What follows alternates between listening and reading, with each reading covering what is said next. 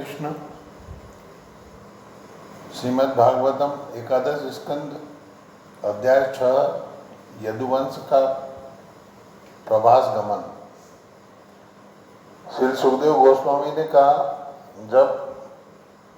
तब ब्रह्मा जी अपने पुत्रों तथा देवताओं एवं महान प्रजापतियों को साथ लेकर द्वारका के लिए रवाना हुए। सारे जीवों के कल्याण प्रदाता शिवजी भी अनेक भूत प्रेतों से गिरकर द्वारका गए। कृष्ण का दर्शन करने की आशा से शक्तिशाली इंद्र अपने साथ मरुतों, आदित्यों, अश्विनियों, ऋगुओं, अंगिराओं, रुद्रों, विश्वदेवों, साध्यों, गंधर्वों, अप्सराओं, नागों, सिद्धों, चारणों, गुह्यकों, महान ऋषियों, पितरों, विद्याधरों एवं किन्नरों को लेकर द्वारका नगरी पहुँचे। कृष्ण ने अपने दिव्य स्वरूप द्वारा सारे मनुष्यों को मोह लिया और समस्त जगतों में अपनी महिमा फैला दी। भगवान का यश ब्रह्मांड के भीतर समस्त कल्मश को नष्ट करने वाला है। समस्त प्रकार के श्रेष्ठ ऐश्वर्यों से समृद्ध सुशोभित द्वारका नगरी में देवताओं ने श्री कृष्ण के अद्भुत रूप को अतृप्त नेत्रों से देखा। देवताओं ने समस्त ब्रह्मांडों के परम स्वामी को स्वर्ग के उद्यानों से लाए गए फूलों के हारों से ढक दिया। तब उन्होंने यदुवंश शिरोमणि भगवान की मोहक शब्दों तथा भावमय वचनों से प्रशंसा की। देवता कहने लगे, हे प्रभु, बड़े बड़े योगी कठिन कर्म बंधन से मुक्ति पाने का प्रयास करते हुए अपने हृदयों में आपके चरण कमलों का ध्यान अतीव भक्तिपूर्वक करते हैं। हम देवतागण अपनी बुद्धि, इंद्रियां, प्राण, मन तथा वाणी आपको समर्पित करते हुए आपके चरण कमलों पर नत होते हैं। हे अजित प्रभु, आप तीनों गुणों से बनी अपनी माया शक्ति को अपने ही भीतर अचिंत व्यक्त जगत के सृजन, पालन तथा संहार में लगाते हैं। आप माया के परम नियंता के रूप में प्रकृति के गुणों की अन्योन्य क्रिया में स्थित जान पड़ते हैं, किंतु आप भौतिक कार्यों द्वारा कभी प्रभावित नहीं होते। आप अपने नित्य आध्यात्मिक आनंद में ही लीन रहते हैं, अतएव आप पर किसी भौतिक संदूषण का दोषारोपण नहीं किया जा सकता। यही सर्वश्रेष्ठ जिनकी चेतना मोह से कलुषित है, वे केवल सामान्य पूजा, वेदाध्ययन, दान, तप तथा अनुष्ठानों द्वारा स्वयं को शुद्ध नहीं कर सकते। जीवन में सर्वोच्च लाभ की कामना करने वाले बड़े बड़े मुनि सदैव आपके चरण कमलों का स्मरण करते हैं। आपके आत्म संयमी भक्तगण आपके ही समान ऐश्वर्य पाने के लिए स्वर्ग से परे जाने की इच्छा से आपके चरण कमलों की पूजा प्रातः, दोपहर तथा संध्या समय करते हैं। वे आपके चतुर्व्यूह रूप का ध्यान करते हैं। आपके चरण कमल उस प्रज्वलित अग्नि के तुल्य है जो इंद्रिय तप्ति विषयक समस्त इच्छाओं को भस्म कर देती है। याज्ञिक लोग ऋग, यजु तथा सामवेद में दी गई विधि के अनुसार यज्ञ की अग्नि में आहुति देते समय आपके चरण कमलों का ध्यान करते हैं।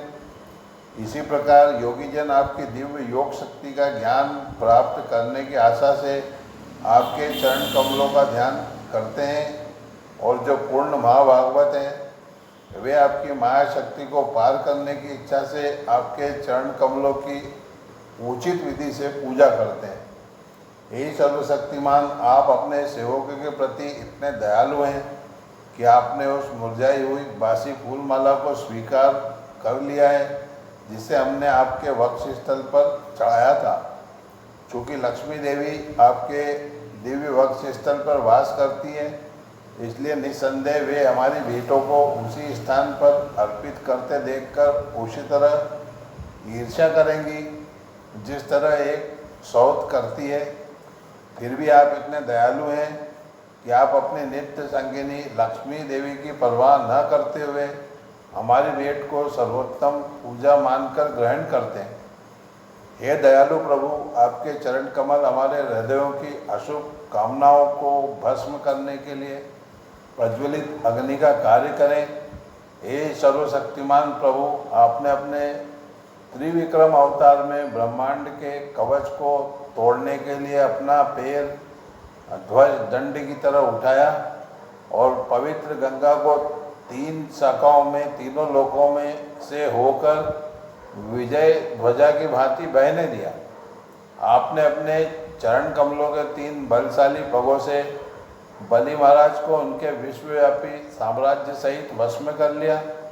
आपके चरण असुरों में भय उत्पन्न करके उन्हें स्वर्ग जीवन की सिद्धि प्रदान करते हैं। हे प्रभु, आपके चरण कमल कृपा करके हमारे सभी पाप कर्मों से हमें मुक्त करें। आप पूर्ण पुरुषोत्तम भगवान हैं, दिव्य आत्माएं जो भौतिक प्रकृति तथा इसके भोक्ता दोनों से श्रेष्ठ है। आपके चरण कमल हमें दिव्य आनंद प्रदान करें। ब्रह्मा इत्यादि सारे बड़े बड़े देवता देहधारी जीव हैं। आपके काल के वश में एक दूसरे से लड़ते झगड़ते वे सब उन बैलों जैसे हैं जिन्हें छिदे हुए उनकी नाक में पड़ी रस्सी नथ के द्वारा खींचा जाता है। आप इस ब्रह्मांड के सजन पालन तथा संहार के कारण हैं। आप प्रकृति की स्थूल तथा सूक्ष्म दशाओं को नियमित करने वाले तथा प्रत्येक जीव को वश में करने वाले हैं। काल रूपी चक्र की 3 नाभियों के रूप में आप सारी वस्तुओं का हास करने वाले हैं। आप पूर्ण पुरुषोत्तम भगवान हैं। हे प्रभु, आदि पुरुष अवतार महाविष्णु अपनी सर्जक शक्ति आपसे ही प्राप्त करते हैं। इस तरह अच्युत शक्ति से युक्त वे प्रकृति में दृष्टिपात करके महत्तत्व उत्पन्न करते हैं। तब भगवान की शक्ति से समन्वित यह महत्तत्व अपने में से ब्रह्मांड का आदि सुनहला अंडा उत्पन्न करता है जो भौतिक तत्वों के कई आवरणों परतों से ढका होता है। हे प्रभु, आप इस ब्रह्मांड की परम सृष्टा हैं और समस्त चर तथा अचर जीवों के परम नियंता हैं। आप ऋषिकेश अर्थात सभी इंद्रिय विषयक कार्यों के परम नियंता हैं और आप कभी भी इस भौतिक सृष्टि के भीतर अनंत इंद्रिय विषय कार्यों के अधीक्षक के समय संदूषित या लिप्त नहीं होते। दूसरी ओर अन्य जीव, यहाँ तक कि योगी तथा दार्शनिक भी उन भौतिक वस्तुओं का स्मरण करके विचलित तथा भयभीत रहते हैं। हे प्रभु, आप 16,000 अत्यंत सुंदर राजसी पत्नियों के साथ रह रहे हैं। अपनी अत्यंत लजीली तथा मुस्कान भरी चितवन तथा सुंदर धनुष रूपी भौहों से वे आपको उत्सुक प्रणय का संदेश भेजती हैं, किंतु वे आपके मन तथा इंद्रियों को विचलित करने में पूरी तरह असमर्थ रहते हैं। आपके विषय में वार्ता रूपी अमृत वाहिनी नदियाँ, आपके चरण कमलों के धोने से उत्पन्न पवित्र नदियाँ तीनों लोकों के सारे कल्मश को विनष्ट करने में समर्थ हैं। जो शुद्धि के लिए प्रयत्नशील रहते हैं वे आपके चरण कमलों से निकलने वाली पवित्र नदियों में स्नान करते हैं और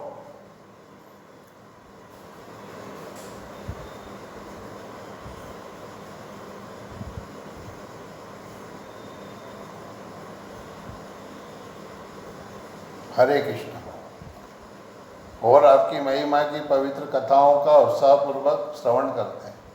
श्री सुखदेव गोस्वामी ने आगे कहा, इस तरह ब्रह्मा जी शिव तथा अन्य देवताओं समेत भगवान गोविंद की स्तुति करने के बाद स्वयं आकाश में स्थित हो गए और उन्होंने भगवान को इस प्रकार से संबोधित किया। ब्रह्मा ने कहा, हे प्रभु, इसके पूर्व हमने आपसे पृथ्वी का भार हटाने की प्रार्थना की थी। हे अनंत भगवान, हमारी वह प्रार्थना पूरी हुई है।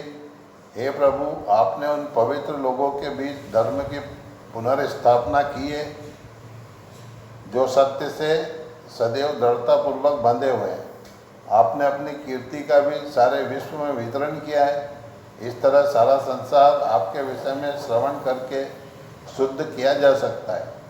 आपने यदुवंश में अवतार लेकर अपना अद्वितीय दिव्य रूप प्रकट किया है और संपूर्ण ब्रह्मांड के कल्याण हेतु आपने उदार दिव्य कृत्य किए हैं। हे प्रभु, कलयुग में पवित्र तथा संत पुरुष जो आपके दिव्य कार्यों का श्रवण करते हैं और उनका यशोगान करते हैं, वे इस युग के अंधकार को सरलता से लांघ जाएंगे। हे पुण्य पुरुषोत्तम भगवान, हे प्रभु, आप यदुकुल में अवतरित हुए हैं और अपने भक्तों के साथ आपने 125 शरद ऋतुएं बिताई है। हे प्रभु, इस समय देवताओं की ओर से आपको करने के लिए कुछ भी शेष नहीं रहा। आपने पहले ही अपने वंश को ब्राह्मण के हिसाब से उबार लिया है। हे प्रभु, आप सारी वस्तुओं के आधार हैं और यदि आप चाहें तो अब वैकुंठ में अपने धाम लौट जाएं। साथ ही हमारी विनती है कि आप सदैव हमारी रक्षा करते रहें। हम आपके विनीत दास हैं और आपकी ओर से हम ब्रह्मांड का कार्यभार संभाले हुए हैं। हमें अपने लोकों तथा अनुयायियों समेत आपके सतत संरक्षण की आवश्यकता है। भगवान ने कहा, हे देवताओं के अधीश ब्रह्मा, मैं तुम्हारी प्रार्थनाओं तथा अनुरोध को समझता हूँ। पृथ्वी का भार हटाकर मैंने आप लोगों का सब कार्य पूर्ण कर दिया।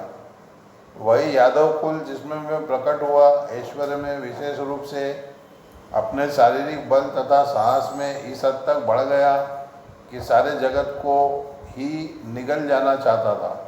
इसलिए मैंने उन्हें रोक दिया है, जिस तरह तट महासागर को रोके रहता है।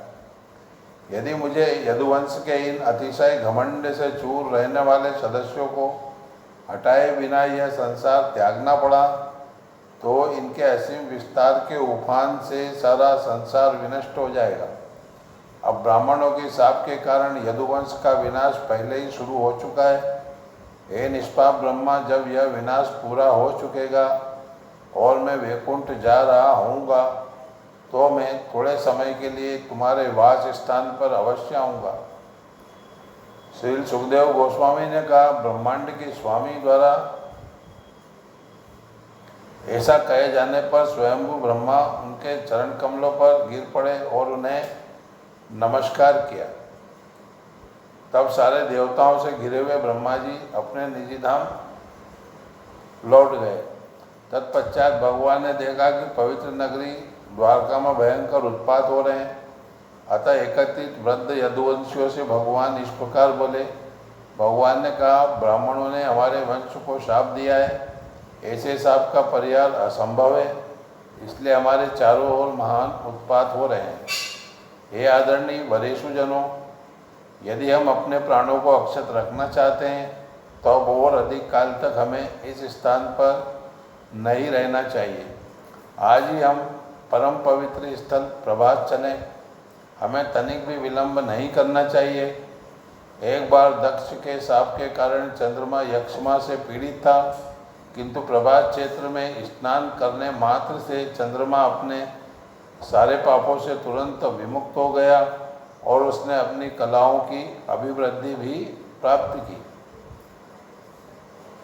प्रभात क्षेत्र में स्नान करने, वहाँ पितरों तथा देवताओं को प्रसन्न करने के लिए बलि देने, पूज्य ब्राह्मणों को नाना प्रकार के स्वादिष्ट व्यंजन खिलाने तथा उन्हें ही दान का योग्य पात्र मानकर पर्याप्त दान देने से हम निश्चय ही इन भीषण संकटों को पार कर सकेंगे। जिस तरह मनुष्य किसी उपयुक्त नाव में चढ़कर महासागर को पार कर सकता है। श्री सुखदेव गोस्वामी ने कहा, हे कुरुनंदन, इस तरह भगवान द्वारा आदेश दिए जाने पर यादवों ने उस प्रभात क्षेत्र नामक पवित्र स्थान को जाने का निश्चय किया और उन्होंने अपने अपने रथों में घोड़े जोत लिए। हे राजन, उद्धव भगवान कृष्ण के सदा से ही श्रद्धावान अनुयायी थे। भयाव ने अपशकुनों को ध्यान में रखते हुए यादवों के कूच को अत्यंत निकट जानकर तथा भगवान के आदेश को सुनकर उद्धव एकांत स्थान में भगवान के पास गए। उन्होंने ब्रह्मांड के परम नियंता के चरण कमलों पर अपना शीश झुकाया और हाथ जोड़कर उनसे इस प्रकार बोले। श्री उद्धव ने कहा, हे प्रभु, हे देवों के परमेश्वर, आपकी दिव्य महिमा का श्रवण और कीर्तन करने से ही जीव पवित्र होता है। हे प्रभु, ऐसा लगता है कि अब आप अपने वंश को समेट लेंगे और आप इस ब्रह्मांड में अपनी लीलाएं भी बंद कर देंगे। आप समस्त माया शक्ति के परम नियंता और स्वामी हैं। यद्यपि आप अपने वंश को दिए गए ब्राह्मणों के शाप को मिटाने में पूर्णतया समर्थ हैं, किंतु आप ऐसा नहीं कर रहे हैं और आपका तिरोधान सन्निकट है। हे स्वामी भगवान कृष्ण, मैं आधे क्षण के लिए भी आपके चरण कमलों का बिछोह सहन नहीं कर सकता। मेरी विनती है, आप मुझे भी अपने साथ अपने धाम लेते चलें। हे कृष्ण, आपकी लीलाएं मनुष्य प्रजाति के लिए अति शुभ हैं और कानों के लिए मादक पेय तुल्य हैं।